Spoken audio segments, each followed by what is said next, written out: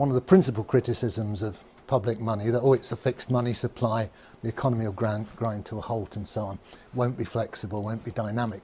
Nonsense, we can lend it as well as spend it. So in that case, we add on these two new money flows. The state lends it to, well, we don't want to lend it to any Tom, Dick or Harry perhaps. We want credit-worthy, what we might call principal borrowers. Typically a bank, and the banks could perhaps participate in reverse auction. The state could say, well, here's 100 billion new money, we're going to lend it to the best bids. Okay, you guys submit your IOUs and we'll choose the best one. So it's a nice free market way of doing it. It has a side effect that wholesale interest rates are set by the market, and so on. So don't get fazed by people saying that our money supply is fixed and inflexible. There's other ways of doing it. Obviously the state can lend zero interest to public infrastructure projects as well. I'm just highlighting this because it's something I've been discussing with Bill Still, who's on the libertarian ticket, and he wants some free market answers to meet his critics. Right, here's a basic operation. It's how the banks make their profit, among other ways. It's the main way they do it. So banks have this neat way of adding numbers to your loan.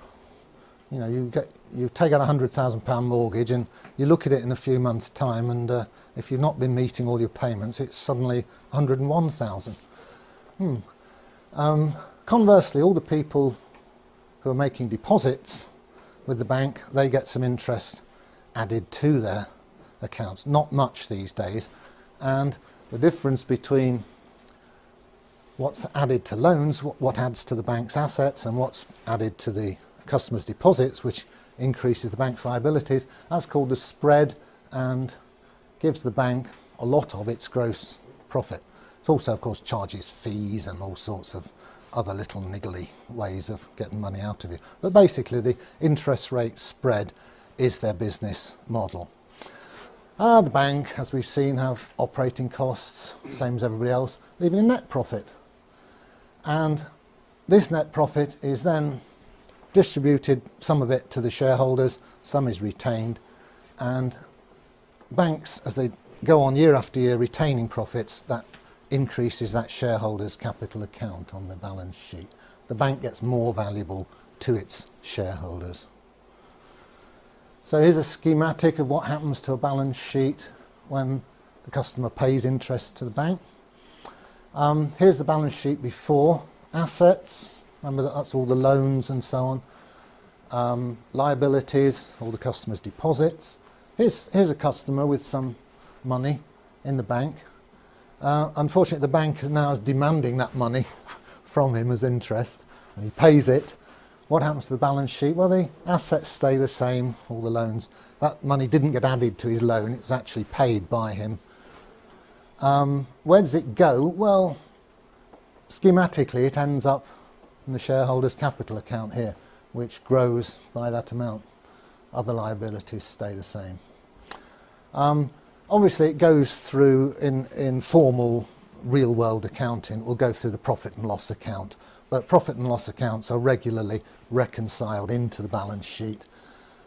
So we can say schematically that this charge on the customer, the interest, is ending up, to a first approximation, as shareholders' capital. And remember, if you wind the bank up, this is perfectly spendable money. Yeah. Conversely, it's just when the bank pays a little bit of interest to a customer, well, here's the shareholders' capital account, and it shrinks, and the customers get some new money. That's a liability to the bank. So it's just the opposite of the previous slide. There's the gross interest charged on loan. There's the interest paid back to depositor. The difference is the gross profit, which it's sort of a bit skew that it accumulates on the liability side of the bank's balance sheet, but all that means is that the shareholders have dibs on it, should the bank be wound up. Okay, I'll switch tack now to the basic structure of the UK banking system, which is a two-tier system. There's a bunch of banks, high street banks, Lloyds, HSBC and Barclays, etc. And the customers interface with those commercial banks. We deposit our money there and we take loans from them. Each of those banks has its own reserve account at the Bank of England, the central bank. As we'll see, the numbers here that the banks have on their asset sides have different qualities to the numbers here, the ones we get to use, or renter currency. We can't get our hands on the stuff there, unfortunately, although we own it, the bank. So here's a schematic of the two-tier money system. Here's us out here in the economy using what are called broad money numbers. Those ones that have been lent into existence, they're just called broad money. There's a lot more of them than what's called the base money, which circulates between the banks. Goes from one reserve account to another within the computers at the Bank of England. So, interesting points. The causality goes that way. We do all our business, run our economy, and then at the end of each day, behind the scenes, the banks do interbank settlement using these base money numbers. And very interestingly, there's no crossover between, there's no direct crossover between the circulation of these base money numbers between the banks themselves and the circulation of the broad money numbers which you and I get to use. That curtain puts a barrier between them. There are ways, there are conduits between the two. Technically you can buy and sell gilts here, and you can buy and sell gilts here, and the banks can order physical cash here and we can get hold of physical cash. But as regards the electronic money that's more or less all of our medium of exchange, these two circulations are disjoint, they don't cross over. Mike Black is going to explain this more fully this afternoon, or later this morning, later anyway. So here's the overall picture. There's the money numbers that we use. They come in and out of circulation as loans are taken out and repaid. Ambiguity, are they money or credit? Well, you can always have a good argument about that. To all intents and purposes, they're money. And they circulate with great complexity as we do our business. And then basically at the end of each business day, the huge number of money transfers of this sort of broad money is settled by net transfers of this sort of base money. As I said, there's far fewer of these base money numbers. They're internal to the banking system, and crucially they're issued debt-free by the Bank of England. It's been doing quite a lot of that lately with quantitative easing.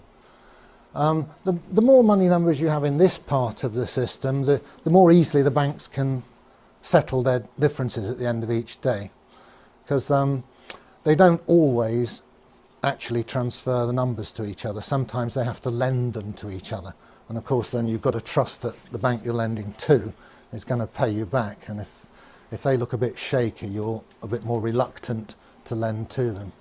So it's quite complicated what goes on here, the inner workings of the system. I like to think of it like this. Because of the disconnect between the two circulations, we're almost moving to a system where we the people, the users, get to use these funny money numbers, and the guys running the system are settling up between themselves at the end of each business day using these other numbers.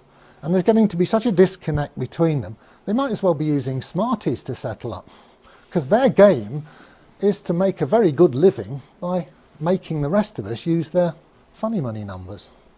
And we gradually, since the Second World War, we've moved incrementally into this, what's now a scam.